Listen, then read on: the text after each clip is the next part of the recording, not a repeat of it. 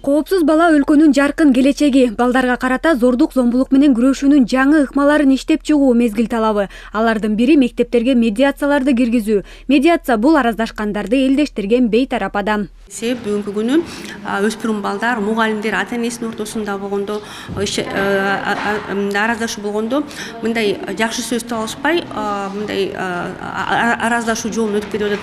Бул маселени жаңы багытка өткөрүш керек деп биз ушул маселени коюп атабыз. Андан тышкары функционалдык сабаттуулукту, ата энелердин функционалдык сабаттуулугун дагы көтөрүш керек деп атабыз. Балдарды тарбиялап атканда, себеп бүгүнкү күнү өспүрүмдөрдүн ортосунда жана ата энелер ортосунда түшүнбөстүктөр болуп атат. Муну менен катар балдардын укугун коргоочулар лигасы билим берүү мекемелеринде тарбиялоо программасын киргизүүнү да сунуш кылышууда. Анда билим уяларында мониторинг уюштурулуп, ар бир окуя көмүскөдө калбайт дейт эксперттер. Ар бир жеке окуя деген мындай жөн калып калбастан сөз түрүндө ар мектептин чөйрөсүндө кеңеш түзүлүш керек. Балдардын укугун коргоо кеңеши деген ошо кеңештин алкагында ар бир окуя каралып чыгыш керек. Мындай жөндөн жөн улам жыйылып калбаш керек. Жыйылган үчүн деген ушундай бүгүнкү күнү жанакындай чырчатактар чыгып атат.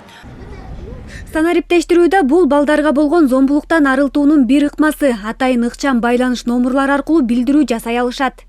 Век цифровизации интернета и должны быть другие подходы. Азыр санариптештирүүнүн дору, жаңы ыкмалар талап кылынат. Балдарга арналган атайын чат-бот Instagram каналдары аркылуу билдиргенге умтулушат да, ошол үчүн балдарга карата түзүлгөн кызматтардын бардыгын тең азыркы заманбап методко өткөрүү керекпиз деп сунуш кылып жатабыз. Вашу злость, как реагировать? Көп учурда жабыр тарткан балдар психологиялык же башка жагдайларга байланыштуу көйгөйүн айтуудан коркушат. Учурда аймактарда атайын балдарга жардам көрсөтүү боюнча 7 борбор иш алып барууда. Алар бул жерден психологиялык жана медициналык гана эмес, юридикалык да жардам ала алышат. Биздин бенефициарларга акысыз юридикалык жана психологиялык жардам көрсөтөбүз.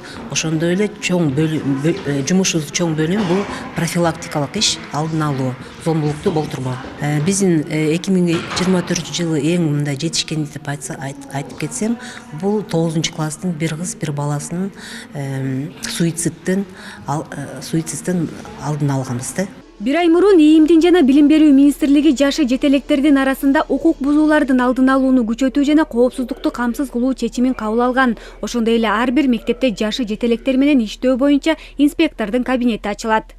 Эң негизгиси айтып кете турган нерсе, бүгүнкү күндө бизде жакшы мыйзам бар, 60 укук бузуулардын алдын алуу негиздери жөнүндө.